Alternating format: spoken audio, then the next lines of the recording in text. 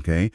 Ah, simulan na nating himayin ito. Ibinahagi mo sa amin ng isang napakadetalyadong dokumento na sumusuri sa isang propesiya mula sa aklat ni Daniel, ang 2,300 gabit araw. Oo. At sa unang basa ko pa lang, klaro na hindi ito simpleng pag-aaral lang. Medyo mabigat. Tumpak. It's a full-blown attempt to create a mathematical blueprint para sa huling panahon. Ang buong dokumento kasi ay nakasentro sa pag-decode kung paano magkakaugnay yung mga numero at simbolo sa Biblia. Para makabuo ng isang coherent timeline, ganon. Yan nga, at ang central na tanong talaga, yung sinisikap sagutin ng material na ito ay, paano nauugnay itong 2,300 araw sa tinatawag na huling isang linggo? Yung huling 7 taon ng propesiya. Ito yung parang grand finale, di ba? Yun mismo. At ang misyon natin ngayon ay pag-aralan yung teoryang ipinipresenta na, at kailangan nating i-highlight ito kagad, nagsisimula sa isang malaking haka-haka. Oo, sinabi mismo sa source. Malinaw na sinasabi mismo sa dokumento na ito ay isang hindi tiyak na hula at kailangan talaga ng mainit na paglapit. So, ang paghihimay natin ngayon ay para i-break down yung teorya at linawin natin sa simula pa lang kahit yung source umaamin na nakatayo to sa isang malaking what if. Kaya tingnan natin kung gaano katibay yung logic na binuo nila mula sa iisang assumption na yan. At napakahalaga ng paunang babalang iyon, Kasi idinidiin talaga sa source na ang buong interpretation ay nakabitin sa isang pangunahing premise. Kung mali yung pundasyon, Guguho ang lahat ng kasunod na kalkulasyon. At ang premise na yon ay ang huling isang linggo at ang 2,300 gabit araw ay magkasabay na magsisimula sa eksaktong parehong araw. Aalamin natin kung ano yung mga implikasyon nito batay sa pagkakalkula nila. Teka, bago tayo lumayo, kailangan kong itanong, may binigay ba ang source na direkta textual evidence para sa premise na yan? Na sabay talaga sila? Kasi gaya nung sabi mo, kung wala yan, wala. buong building yung babagsak. Anong justification nila? Magandang tanong yan. At ang sagot ay hindi sila nagbigay ng isang specific verse na nagsasabing, uy, sabay ito. Instead, ang argument nila ay thematic. Thematic, paano? Dahil parehong tumutuko yung dalawang propesya sa mga kaganapan sa huling panahon na may kinalaman sa pagtigil ng mga paghahain at sa pag-usbong ng isang mapanirang kapangyarihan, inassume nila na bahagi ito ng iisang tuloy-tuloy na timeline. Okay. So it's an inference. It's an inference, isang logical leap na kailangan mong tanggapin para gumana yung buong teorya. Okay, gets. So it's a structural assumption, hindi isang utos galing sa text. Sige, with that in mind, pasukin na natin yung math. Unahin natin yung mga numero. Ayon sa source, may partikular na paraan ng pagkalkula ng panahon sa Biblia. Tama. Ang huling isang linggo ay hindi lang basta 7 taon. Tama. Dito pumapasok yung konsepto ng prophetic year. Batay sa source, ito ay kinakalkula gamit ang isang 360 araw na taon. Hindi yung 365 araw na solar calendar na gamit natin. Hindi. Ito ay base sa interpretasyon ng iba't ibang prophetic texts. Kaya, yung 7 taon, kapag minultiply mo sa 360 araw, ang katumbas ay 2,520 araw. So, 2,520 days para sa final week. Samantalang yung 2,300 gabit araw, literal lang na 2,300 araw. Oo, as is. So itong dalawang numerong to, 2,520 at 2,300, ito yung mga pangunahing building blocks ng timeline nila. Eksakto. At yung pagkakaiba sa haba nila, yung 220 araw na gap, yan yung nagiging susi sa pag-unawa sa pagkakasunod-sunod ng mga huling pangyayari ayon sa teoryang ito. Doon nakatago yung mga detalye. Parang ganon. Okay, so hawakan muna natin yung mga numerong yan. Dito na papasok yung mga simbolismo, yung mga character sa kwento. Binabanggit sa aklat ni Daniel yung isang maliit na sungay or small horn. Ano raw ito? Ayon sa interpretasyon sa source, itong maliit na sungay ay lumitaw mula sa isa sa 4 na kahariang humhali kay Alexander the Great. Na yun, ang argumento ng source ay hindi natapos yung influensya ng mga kahariang ito sa sinaunang panahon. Nagpatuloy. Nagpatuloy daw ito sa paglipas ng panahon, dumaan sa imperyo ng Roma at may impluensya pa rin hanggang ngayon. Parang isang tuloy-tuloy na linya ng isang partikular na uri ng kapangyarihan. At mula sa linyang yan, lumitaw yung maliit na sungay. Inilalarawan ito bilang isang hari na may malaking kapangyarihan, pero, at ito yung intriguing part, hindi raw galing sa sarili niyang lakas. Oo, yun yung catch. So may backer siya or may mas malaking puwersa siyang ginagamit. Iyon mismo. At dito na nagiging napaka-spesifiko ng source. Dito na talaga. Iniugnay nila yung maliit na sungay na ito sa isang pigyura mula sa aklat ng pahayag. Okay? Ang Babylonian harlot o Babyloniang patutot, isang simbolikong entidad na nakasakay at kumokontrol sa isang pulang halimaw o scarlet beast.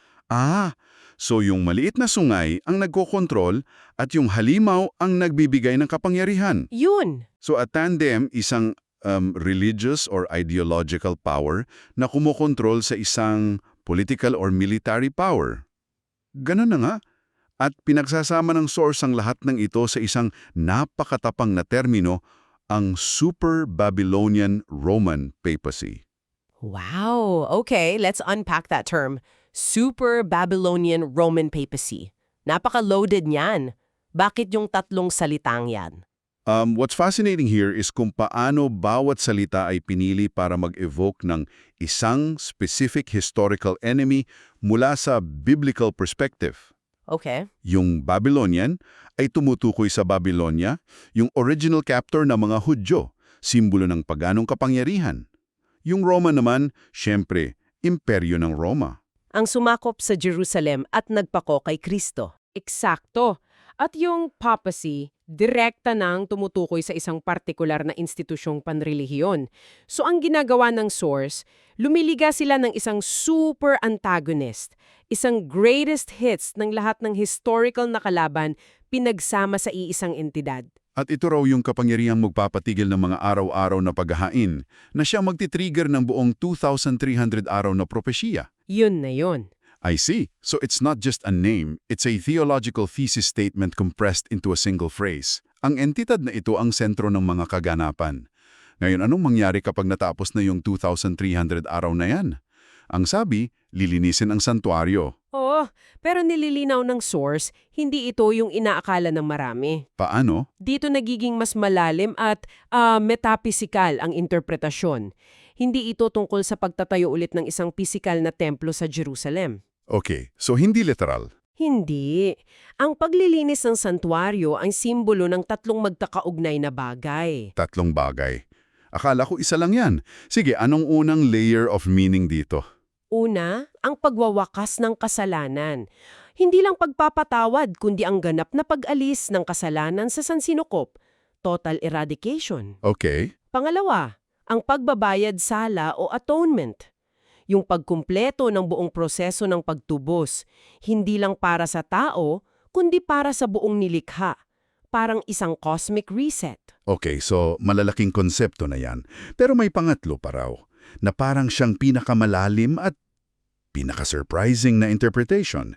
Ito ang paglilinis ng langit na santuario. Ang argument dito ay yung santuario sa lupa, anino lang o kopya ng tunay na santuario sa langit, ayusan sa buong kosmos. Wow! That raises the stakes incredibly. So, hindi lang to tungkol sa kasaysayan ng tao.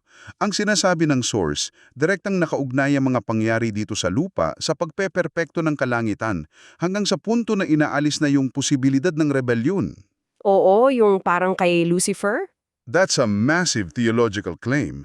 Paano nila ikonekta yung pagkasira ng maliit na sungay sa lupa sa perfection ng mga anghel sa langit? Anong link doon? Ang connection, ayon sa teorya, ay sanhi at bunga.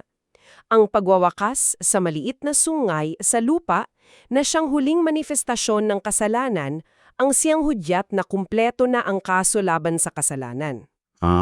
Okay. Kapag napatunayan ng ganap ang kasamaan nito at nawasak na, doon palang pwedeng malinis ang langit ng santuario. Kasi napatibay na yung kawastuhan ng Diyos at napeperfecto na yung kalooban ng lahat ng nilalang sa langit. Magkakabit sila.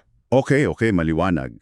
Pagsamasamahin natin ang lahat, Kung totoo yung foundational premise na sabay magsisimula yung 2,520 araw at yung 2,300 araw, may isang detalyadong timeline na nabubuo. Eksakto! Let's unpack this timeline. Dahil mas maiksi ng 220 araw yung 2,300-day period kesa sa 2,520-day final week, ibig sabihin, matatapos ang paglilinis ng santuario. 220 araw bago matapos yung buong huling linggo. May buffer. May buffer, oo. So, para saan yung 220 araw na yun sa dulo? Hindi ba dapat tapos na ang lahat kapag nalinis na ang santuaryo? Ayon sa source, yung 220 araw na yun ay para sa mop-up operations, kung pwede nating tawagin ganun. Okay, paglilinis. Ito yung panahon para sa mga huling paghuhukom sa lupa. Dito magaganap yung pagwasak sa harlot, ang paghuhukom sa beast, at yung pagkakakulong kay Satanas.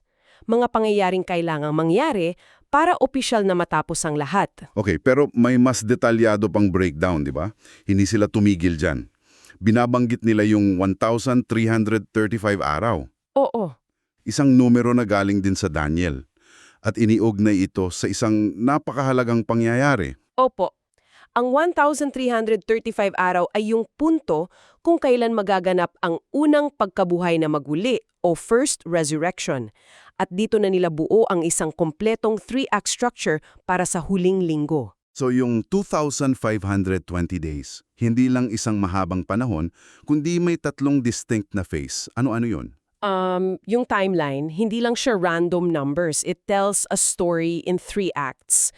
Ang Act 1, tumatagal ng 1,335 araw. Okay, yon yung pinakamahaba. Ito ang panahon ng paghahari ng Beast at ng Great Tribulation. Dito nangyayari yung matinding pag-uusig. Got it. Ang Act 2, tumatagal ng 965 araw. Ito yung mas maikli pero mas matinding yugto ng divine judgment, ang 7 salot na ibubuhos sa mundo. Okay. At ang Act 3, yung final act, ay yung 220 araw na wrap-up phase para sa mga huling paghuhukom na nabanggit natin kanina. So 1,335 plus 965 plus 220 equals 2,520. Sakto. Isang kompletong timeline. Pero may tanong ako. May binabanggit sa Biblia tungkol sa pagpapaikli ng mga araw para sa mga hinirang. Paano yun papasok sa isang timeline na napaka-fixed at calculated na? Magandang punto yon. Parang may contradiction, di ba? Oo, at in-address yan ng source. Ang interpretasyon nila dito ay hindi literal. Ang pagpapaikli ng mga araw ay hindi nangangahulugan na yung 1,335 araw biglang magiging 1,000 na lang. Sa halip, metaphorical, oo, ang mga banal o ang mga hinirang ay iangat sa himpapawid sa pagtatapos ng 1,335 araw, kasabay ng unang pagkabuhay na mag-uli. So para sa kanila, pinaikli ang panahon ng kapighihatian dahil hindi na nila mararanasan yung susunod na yugto, yung 965 araw ng 7 salot. I get it. So, the days are cut short for them kasi tinanggal na sila sa equation. Aalisin sila sa eksena bago pa ibuhos yung pinakamatinding puot. Eksakto. Ayon sa source, ang 7 salot ay paghuhukom para sa masasama, hindi isang pagsubok para sa mga banal. Kaya't para sa mga hinirang, ang pagdurusa nila sa lupa ay may malinaw na hangganan. Sa ika-1,335 araw. After that, spectator na lang sila inganga. Parang ganon. So, ano ang kabuuang mensahe? Tinalakay natin ang isang napaka-espesipiko, halos mathematical na interpretasyon. Kinuha nito ang kasaysayan, mga simbolo at mga numero sa Biblia para bumuo ng napakadetalyadong timeline. Mula sa paggamit ng 360 araw na prophetic year sa pag-identify sa maliit na sungay bilang Super Babylonian Papacy hanggang sa 3-act structure ng huling 2,520 araw at yung breakdown, 1,335 araw ng tribulation, 965 araw ng plagues at 220 araw ng final judgments. Isang napaka-intricate na orasyon kung saan bawat numero may eksaktong lugar. Alam mo, ang insightful dito I think ay yung psychology sa likod ng ganitong interpretation. It reflects a deep-seated human desire for order, for predictability. Sa harap ng cosmic uncertainty. Oo. By creating a precise mathematical formula, kino-convert ng source ang isang bagay na chaotic at nakakatakot tulad ng katapusan ng mundo sa isang solvable puzzle. Ang takeaway dito ay hindi lang yung timeline. Ito ay yung pag-unawa kung bakit napaka-compelling para sa isang tao na gumawa ng ganito. At kailangan nating ulitin at idiin yung babala mula mismo sa source, di ba? Na ang lahat ng ito Ay nakasabit sa isang premise na hindi napatunayan. Isang what if, kung yung pundasyon na sabay magsisimula ang dalawang propesiya ay mali. kahit gaano pa ka-elegante, Ang lahat ng kalkulasyong ito, guguho. It's an entire intellectual structure built on a single, unproven assumption. at ito ang iiwan naming tanong para pag-isipan mo. Ang source na ito ay nakatuon ng husto sa pagbuo ng isang eksaktong timeline at sa pagtukoy kung sino ang mga players. Paano nababago ang pananaw ng isang tao kapag ang focus ay nasa pagkalkula at pagpredict ng katapusan ng mundo kumpara sa pagtutuon ng pansin sa mas malawak na mga aral tungkol sa moralidad, etika, o kung paano mamuhay ng tama, mga aral na matatagpuan din naman sa mga kaparehong teksto?